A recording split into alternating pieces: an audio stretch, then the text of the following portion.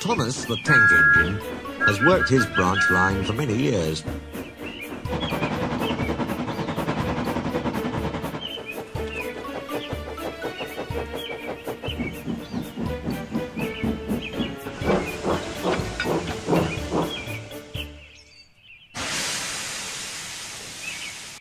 You know just where to stop, Thomas, laughed his driver. You could almost manage without me. Thomas had become conceited. He didn't realise his driver was joking.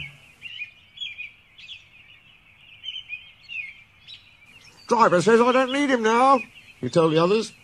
Don't be so daft, snorted Percy. I'd never go without my driver, said Toby earnestly. I'd be frightened.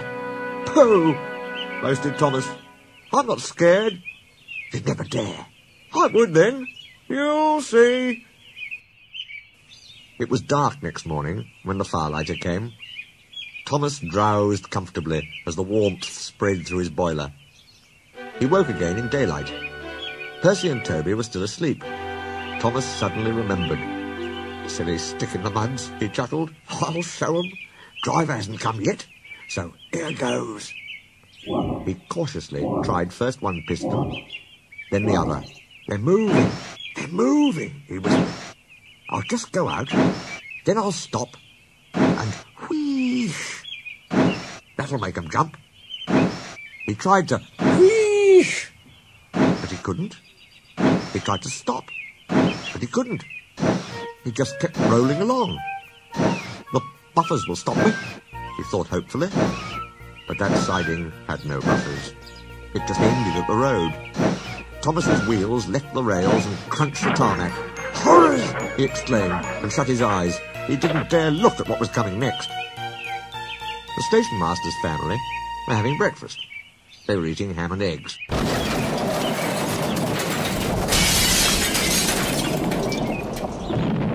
There was a crash. The house rocked, broken glass tinkled, plaster peppered their plates.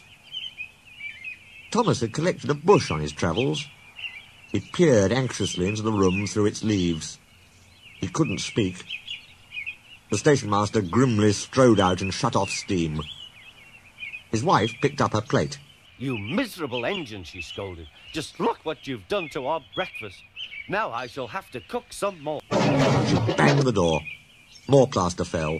This time it fell on Thomas. Thomas felt depressed. The plaster was tickly. He wanted to sneeze, but he didn't dare in case the house fell on him. Nobody came for a long time. Everyone was much too busy.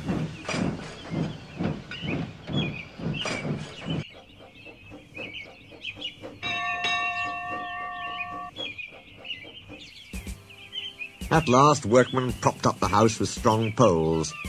They laid rails through the garden, and Donald and Douglas, puffing hard, managed to haul Thomas back to the yard. Bits of fencing, the bush, and a broken window frame festooned his front, which was badly twisted. He looked comic. The twins laughed and left him. He was in disgrace. You are a very naughty engine. Oh, no, sir. Oh, I'm sorry, sir. Thomas's voice was muffled behind his bush. You must go to the works and have your front end mended. It'll be a long job. Yes, sir, faltered Thomas. Meanwhile, said the Fat Controller, a diesel rail car will do your work. Diesel, sir, Thomas spluttered. Yes, Thomas. Diesels always stay in their sheds till they are wanted. Diesels never gallivant after breakfast in station masters' houses.